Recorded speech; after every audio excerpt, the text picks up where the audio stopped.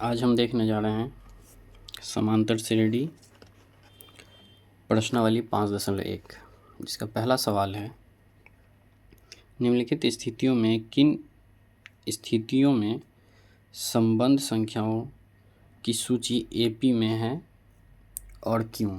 मतलब हमको ये जो स्टेटमेंट दिया गया है इसको ये चेक करना है कि ये एपी में है अथवा नहीं।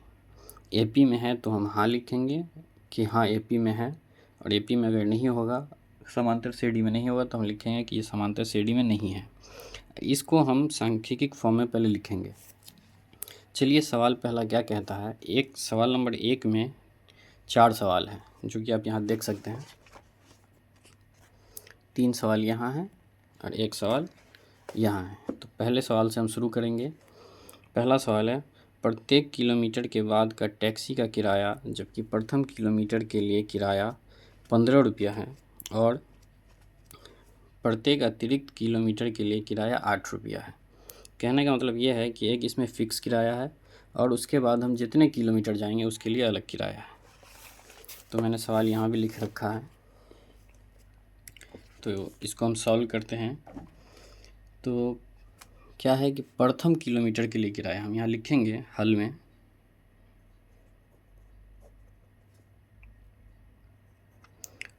प्रथम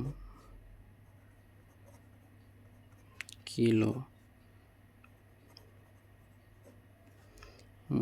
के लिए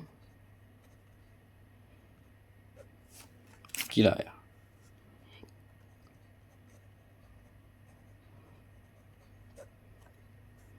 प्रथम किलोमीटर के लिए किराया क्या दिया गया है, इसको हम A1 मान लेंगे।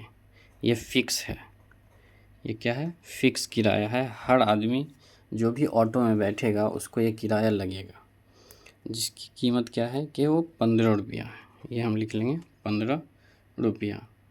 और द्वितीय किलोमीटर, अब हम लिखेंगे कि अगले किलोमीटर के लिए क्या किराया होगा। तो यहाँ हम लिख सकते हैं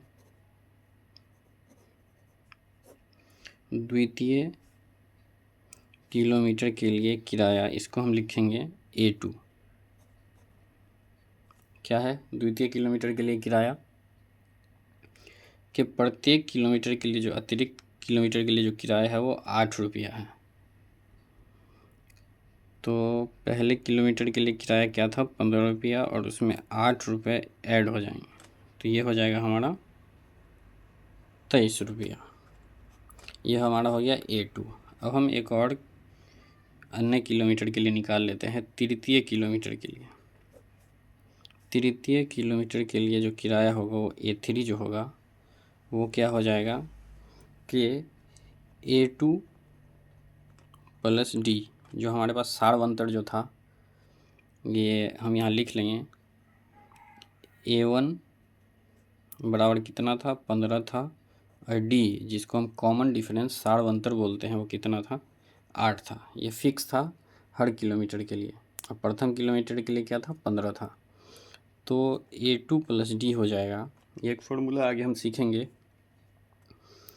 कि A2 हमारे पास क्या है, 23 रुपया, और D हमारे पास क्या है, 8 रुपया। ये टोटल क्या हो जाएगा, 31 रुपये हो जाएंगे। अब हमको ये चेक करना है कि क्या ये एपी में है। तो इसके लिए हम क्या करेंगे कि सारवंतर बराबर हम लिखेंगे सारवंतर, D बराबर क्या हो जाएगा। इसको चेक करने का ये नियम है कि अगले में से पिछला हम घटाते हैं, अगले पद में से पिछले टर्म को हम घटाते हैं, जो ये है कि A3 माइनस A2 बराबर A2 माइनस A1। हम ये देख लें कि A3 में से A2 घटाने पर, मतलब जो तीसरा पद से दूसरा घटाएं और दूसरा पद से पहला घटाएं, अगर दोनों ही स्थिति में समान आ जाता है तो ये हमारा इस एपी का सारवंतर हो जाएगा और ये सिद्ध हो जाएगा कि हाँ ये एपी में है। तो आप देखते हैं A3 क्या हो जाता है, 31 माइनस 23, और A2 है हमारे पास 23 माइनस 15। इसको हम देखेंगे तो यहाँ भी 8 आ रहा और यहाँ भी 8 आ रहा। दोनों ही स्थिति में हमारे पास 8 रुपये आ रहे हैं, तो डी बराबर हमारा 8 हो जाएगा। और हम यहाँ लिखेंगे कि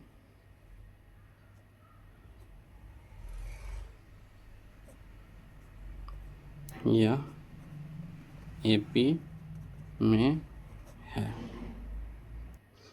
अब इसी का दूसरा सवाल हम देखेंगे कि किसी बेलन में उपस्थित हवा की मात्रा, जबकि वायु निकालने वाला पंप प्रत्येक बार बेलन की शेष हवा का 1/4 भाग निकाल देता है।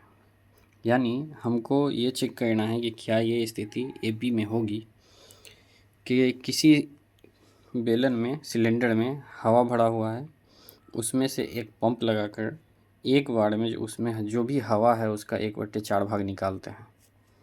जैसे मान लीजिए कि किसी बेलन में, इसको हम सॉल्व ऐसे करेंगे कि माना, हल लिख लेंगे यहाँ पे, माना बेलन में उपस्थित हवा की मात्रा, पहले जो उपस्थित होगी उसको हम ए मान लेंगे, तो ये एक्स मान लेते हैं। अब हर बार हवा निकाली जाएगी, तो पहली बार जो हवा निकाली जाएगी तो उसमें क्या बचेगा ये हम लिखते हैं। पहली बार हवा निकालने के बाद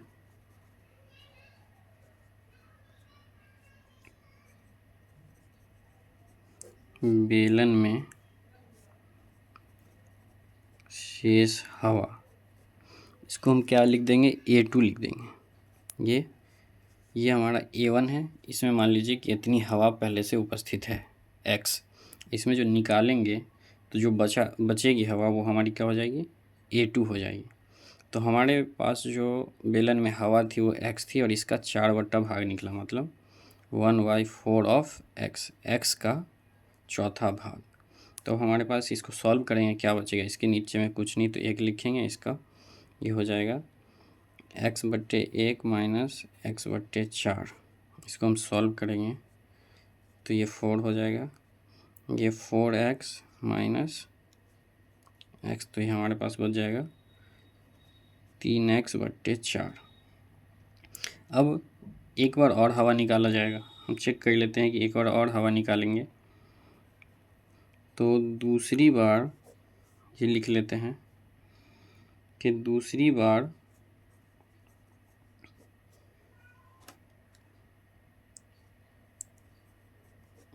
हवा निकालने के बाद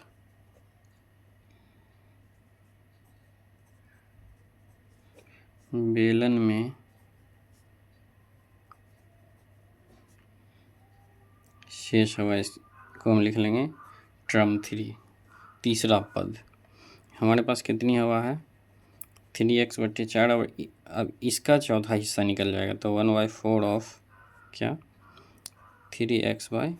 इसको हम सॉल्व करेंगे तो 3x/4 और ये इस बट्टे में 16 हो जाएगा, ऊपर में 3x। इसको हम सॉल्व करेंगे तो ये एलसीएम हो जाएगा 16, लघुत्तम 4 चौका 16, तो 3 चौक 12x माइनस 3x, ये हमारे पास बच जाएगा 9x/16।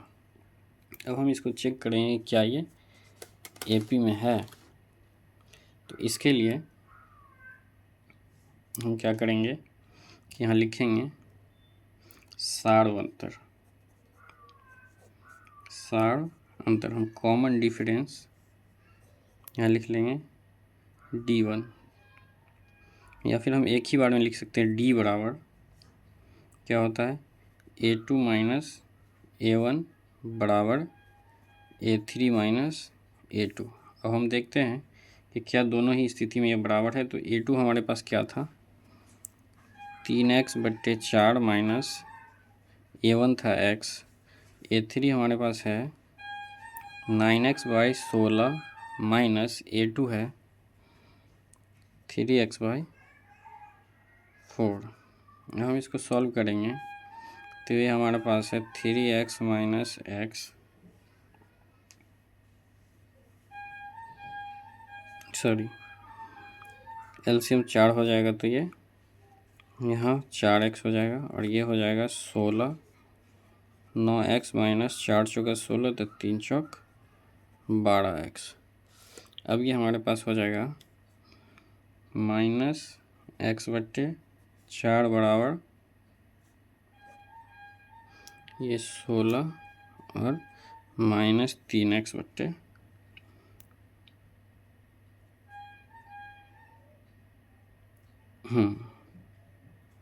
यहाँ कहीं गलती तो नहीं होगा, देख लेते हैं हम। 16, 9x 4 चौका 16 3 चौक 12, A2 यही था, A3 ये था, ये ठीक है। ये दोनों आपस में बराबर नहीं है तो हम यहाँ लिख देंगे कि इसको हम लिख लेते हैं, ये था D1 और ये था D2, ये दोनों बराबर नहीं है तो हम लिखेंगे अतः यह AP में नहीं है। अब हम चलते हैं अगले सवाल पर। अगला सवाल हमारे पास है तीसरा। प्रत्येक मीटर की खुदाई के बाद एक कुआं खोदने में आई लागत, जबकि प्रथम मीटर खुदाई की लागत कितनी है, 150 रुपये है, और बाद में प्रत्येक मीटर खुदाई की लागत 50 रुपये बढ़ती जाती है। ये ठीक पहले सवाल जैसा है। चलिए इसको हम देखते हैं।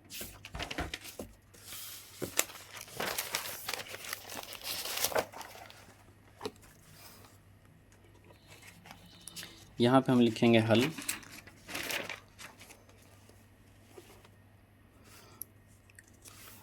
हम हल करेंगे इसको।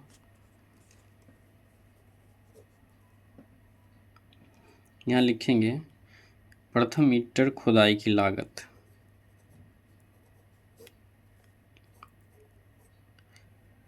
प्रथम मीटर को हम 1 मीटर भी लिख सकते हैं। 1 मीटर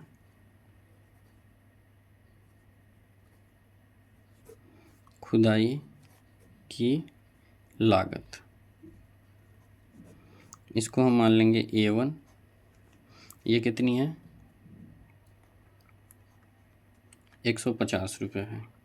इसमें अगर हम एक और मीटर खुदवाते हैं, 1 मीटर अगर हम और खुदवाते हैं तो हम क्या लिखेंगे, 1 मीटर था, ये 2 मीटर खुदाई की लागत क्या हो जाएगी, A2 बराबर क्या हो जाएगा,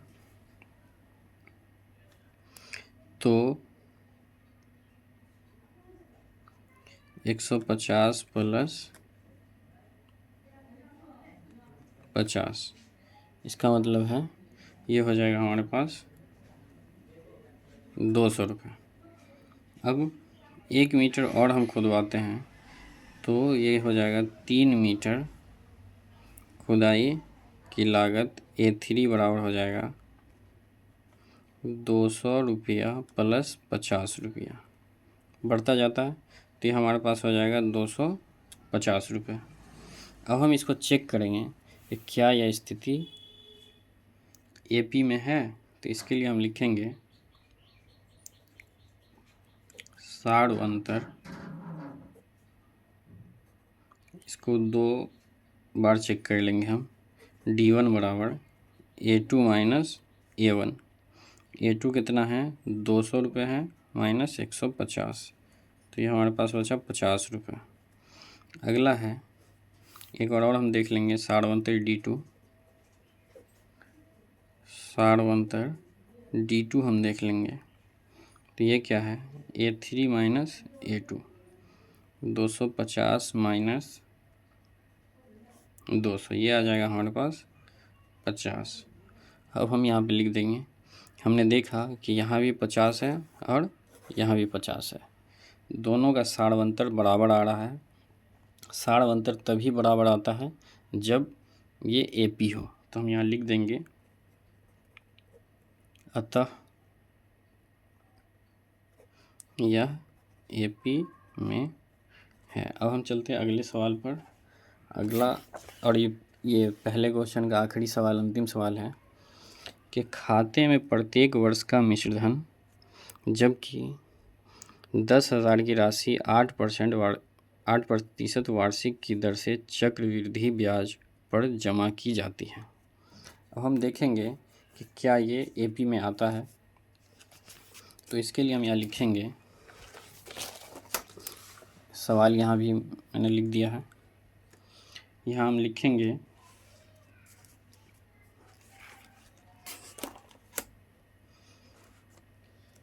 हल करेंगे हम। हमारे पास मूलधन क्या है? मूलधन हमारे पास दिया गया है 10,000 रुपये। तो हम लिख देंगे मूलधन